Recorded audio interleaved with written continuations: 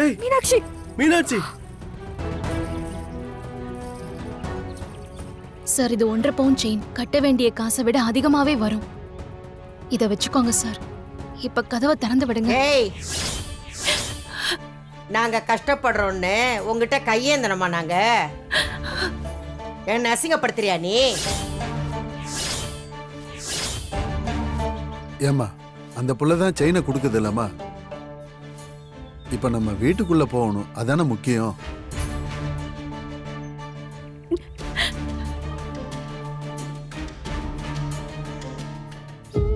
Sir இத வச்சுக்கோங்க sir.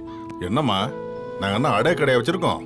உங்க பேங்க்ல நகை அடகு வைப்பாங்கல்ல, இத வாங்கிக்கிட்டு கதவை திறந்து விடுங்க சார் ப்ளீஸ்.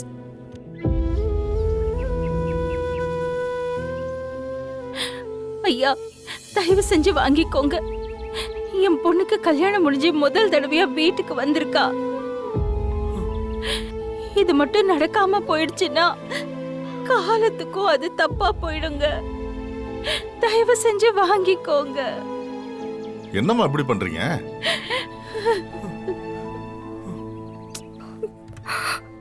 வாங்கிக்கோங்க சார் ப்ளீஸ் சார். சரி கொடுங்க. இந்தாங்க சார். மொத்தமா மாட்டின. இவனா ஜீவானந்தம்? எங்கேயோ பார்த்த மாதிரி இருக்கே. எங்க?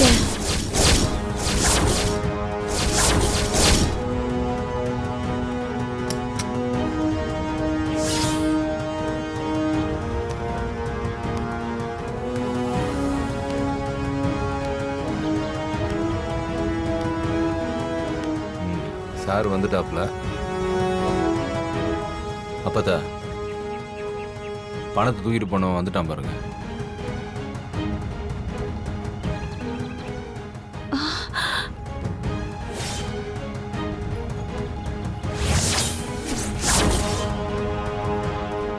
இங்க பாருங்க, ஜாமீன் கையெழுத்து போட்டவங்க எல்லாரும் இதுல சைன் போடுங்க. அப்பதான் நோட்டீஸ் எடுப்போம்.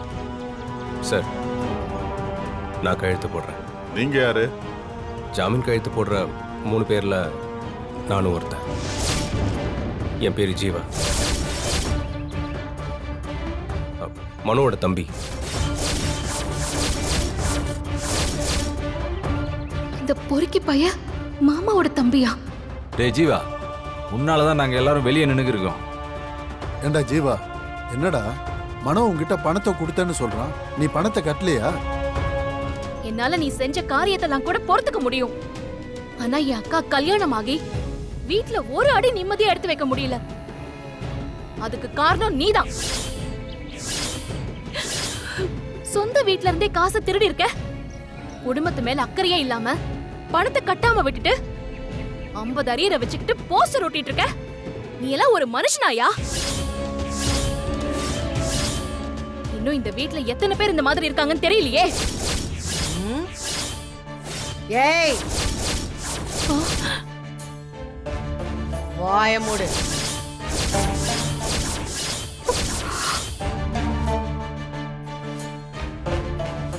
ஏண்டா டேய், உன்னை எல்லாம் எதால அடிச்சு திருத்துறதுடா? கண்டவெல்லாம் வந்து கேள்வி கேட்கறா பாரு. வீட்டுக்கு கட்ட வேண்டிய பணத்தெல்லாம் வாங்கிட்டு போய் கூத்தடிச்சு பணத்தெல்லாம் அழிச்சிருக்க. உனக்கெல்லாம் கொஞ்சம் கூட மான ரோஷமே கிடையாதா? என்ன ஜென்மமோ. டேய் ஜீவா, அன்னைக்கு பணம் கட்டுறேன்னு தானே வாங்கிட்டு போனேன். ஏன்டா கட்டல? உன்னை நம்பிதான்டா கொடுத்தேன் நானு. இப்படி அமைதியா இருந்தா என்னடா அர்த்தம்? பணம் கட்டினியா இல்லையா சொல்றா.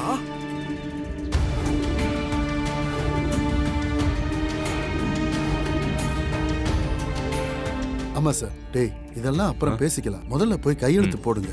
மனோ வா. கொடுங்க சார். இந்தாங்க, சீக்கிரம் பண்ணுங்க. இவங்கெல்லாம் சைன் பண்ணி முடிச்சதும் சீக்கிரமா அதை எடுத்துட்டு போயிடலாம். சரி சார்.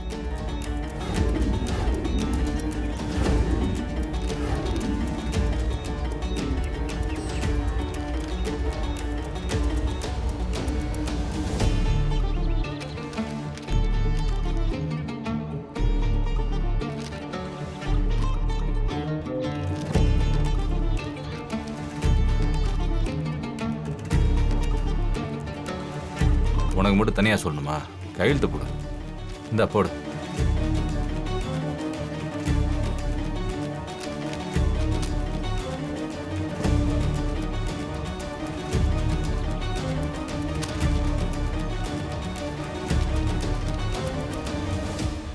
இந்தாங்க சார். எல்லாம் ஓகே. ம் ம் அடுத்த டைமாவது ஒழுங்கா கட்டுங்க. ம் நோட்டீஸை ரிமூவ் பண்ண. சரிங்க சார்.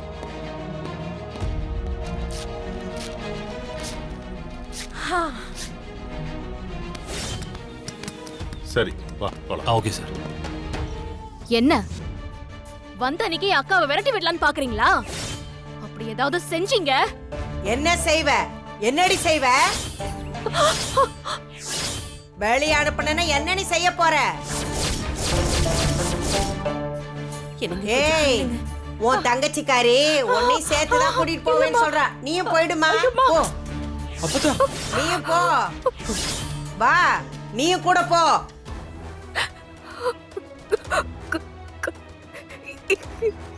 தேனு இவ வேற.